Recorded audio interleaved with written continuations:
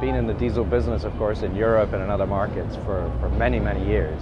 And we have been developing technology which would allow us to sell diesel in all 50 states. Diesel engines that actually would comply with the emission regulations right across the USA rather than just in 48, 49 states. And come the autumn of this year, October of this year, we will be actually launching into the market 2 new vehicles that we're showing for the first time here. One is an X5 with a twin turbocharged direct injection high performance diesel engine with Blue Performance, and the other one is a 3 Series sedan with a similar engine. To give you some idea of what this means, these are not just conventional diesel engines in that sense, they're very high performance.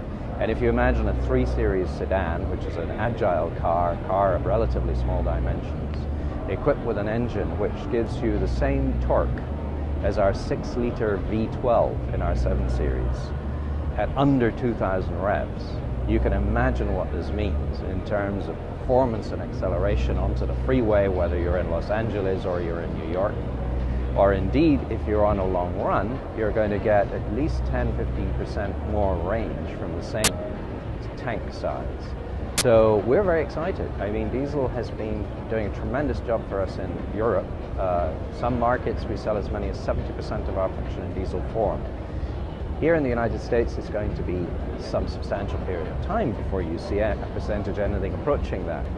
But it's going to make a big contribution not only to the environmental friendliness of automobiles in general, because we are not the only people bringing diesel to the United States. We have what's called SCR technology, which is first of all, it's a twin turbocharged engine, variable with direct injection, and we inject urea into the system, which finally cleans the NOx emissions that, of course, everybody has had some concerns about up to now. But rather than spend a lot of time on diesel technology per se, I think it would be interesting for your audience perhaps to know a little bit more about where this fits into BMW's whole approach to efficient dynamics and environmental sustainability. We have about 25 years of investment in what I would describe as the end game, which is a hydrogen-powered internal combustion engine. It's entirely feasible to run hydrogen through the internal combustion engine, and you get substantial performance with that with the same responsiveness as you do with gasoline without any of the negative effects. And this we see as being a brilliant development because it builds on 100 years worth of investment in the internal combustion engine. We don't need to revisit that.